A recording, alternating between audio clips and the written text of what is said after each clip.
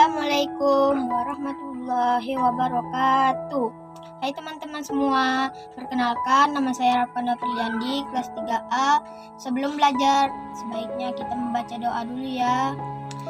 Bismillahirrahmanirrahim. Rabbi zidni ilman warzuqni fahman. Artinya, ya Allah, ya Tuhan kami, tambahkanlah ilmu kepada kami dan berilah kami pemahaman yang baik. Amin. Wassalamualaikum warahmatullahi wabarakatuh. Hai anak-anak semua, khususnya yang kelas 3 SDS 021 Mutiara Hati ya. Assalamualaikum warahmatullahi wabarakatuh. Bersama lagi ya dengan Bapak pada video pembelajaran kali ini. Bapak Nur Pandi, guru kelas 3 SDS 021 Mutiara Hati Pulau Burung. Nah anak-anak, pada pelajaran kita kali ini Bapak akan mengajarkan mata pelajaran matematika kelas 3. Perhatikan dan pahami dengan baik ya. Anak-anak, adapun materi pelajaran yang akan kita pelajari kali ini adalah menghitung lama waktu suatu kejadian. Anak-anak masih ingat tidak? Alat untuk menghitung waktu itu apa ya? Nah, ini dia nih, alat untuk menghitung waktu ya. Alat ini pasti ada kan di rumahmu? Ini namanya jam. Pada jam, terutama jam dinding ya anak-anak, terdapat 3 jenis jarum. Jarum untuk apa ya anak-anak? Tentunya bukan untuk menjahit ya anak-anak. Jarum pada jam dinding atau jam analog ini berfungsi untuk menunjukkan satuan jam, menit, dan detik. Terutama yang paling penting itu jarum satuan menit dan jamnya ya anak-anak. Nah, perhatikan gambar jam berikut. 2 buah jarum pada jam ini berbeda ya ukurannya. Jarum yang lebih panjang itu menunjukkan satuan menit, sedangkan jarum yang lebih pendek menunjukkan satuan jam. Ayo anak-anak, 1 jam itu berapa menit ya? 1 jam itu adalah 60 menit. Artinya, setiap kali jarum yang lebih panjang bergerak sebanyak 60 kali atau 1 lingkaran penuh, maka jarum yang lebih pendek juga akan berpindah 1 angka atau 1 jam. Sekarang kita akan lanjutkan bagaimana cara menghitung lama waktu suatu kejadian berlangsung. Anak-anak, di antara kegiatan berikut, yang mana kegiatan yang memerlukan waktu yang paling lama? Di sini ada gambar anak yang sedang makan. Kemudian ada yang sedang menyapu. Dan juga ada yang sedang belajar di kelas. Nah, yang mana di antara kegiatan tersebut yang lebih lama ya? Pastinya paling lama itu adalah belajar di kelas. Kalau anak-anak makan, waktu yang dibutuhkan hanya dalam hitungan menit. Begitu juga menyapu. Tapi waktu yang kita perlukan untuk belajar di kelas biasanya lebih lama ya anak-anak, bisa dalam hitungan jam. Nah, sekarang berapa lama waktu yang kita gunakan saat melakukan kegiatan tersebut anak-anak?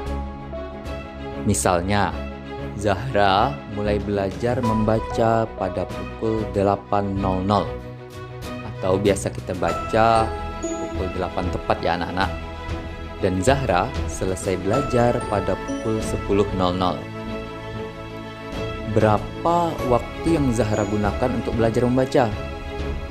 Ayo perhatikan, caranya kita kurangkan kedua waktu tersebut. Dimulai dari waktu dia selesai belajar, dikurangkan dengan waktu saat dia memulai. Jangan terbalik ya anak-anak.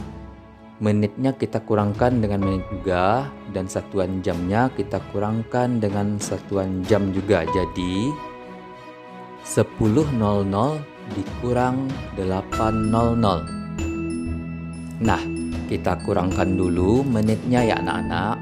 Menitnya yang mana? 2 angka paling kanan, yaitu 00. 0 dikurang 0 hasilnya juga adalah 0. Kemudian satuan jamnya 10 dikurang 8. Berapa 10 kurang 8 anak-anak?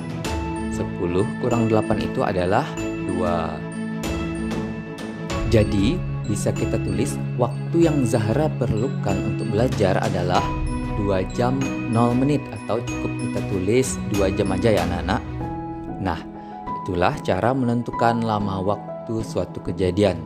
Tapi bagaimana jika waktunya itu ada satuan menitnya juga ya? Seperti contoh berikut. Rafka bermain sepak bola pada pukul 7.00 dan dia selesai bermain pada pukul 8.30. Jadi kalau kita buat bentuk pengurangannya adalah seperti ini.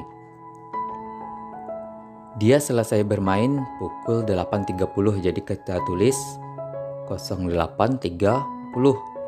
Dan waktu mulai bermainnya pukul berapa anak-anak? Dia mulai bermain pada pukul 7.00. Kita tulis di sini 7.00. Jadi kita kurangkan pertama menitnya dulu. 30 dikurang 00. Hasilnya akan tetap 30. Sedangkan jamnya 8 dikurang 7. Berapa anak-anak 8 dikurang 7? Hasilnya adalah 1. Maka akan kita dapatkan waktu yang diperlukan Rafka untuk bermain adalah 1 jam 30 menit. Penulisannya seperti itu ya anak-anak. Nah, kita coba contoh yang ketiga. Contohnya sedikit berbeda dari sebelumnya ya anak-anak.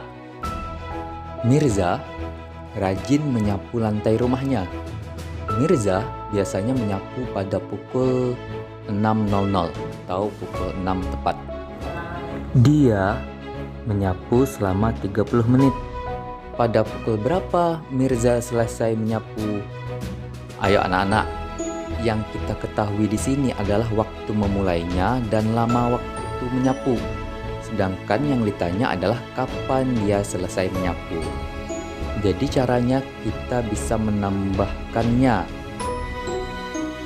6.00 ditambah 30. Kalau tadi kita kurangkan, sekarang kita tambah ya anak-anak. Pertama menitnya dulu kita tambahkan. 00 ditambah 30 adalah 30. Dan karena satuan jamnya tidak ada pasangannya, maka kita langsung turunkan, yaitu 06 juga.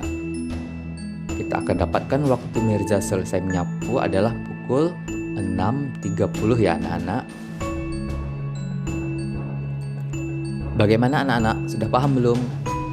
Kalau masih belum paham, tunggu tayangan selanjutnya ya. Atau kamu bisa melihatnya juga melalui video YouTube yang Bapak berikan. Dan untuk lebih membiasakan diri kita dalam memahaminya anak-anak, di sini Bapak berikan 5 contoh soal. Silahkan anak-anak kerjakan dengan benar dan kirimkan jawabannya ke Bapak.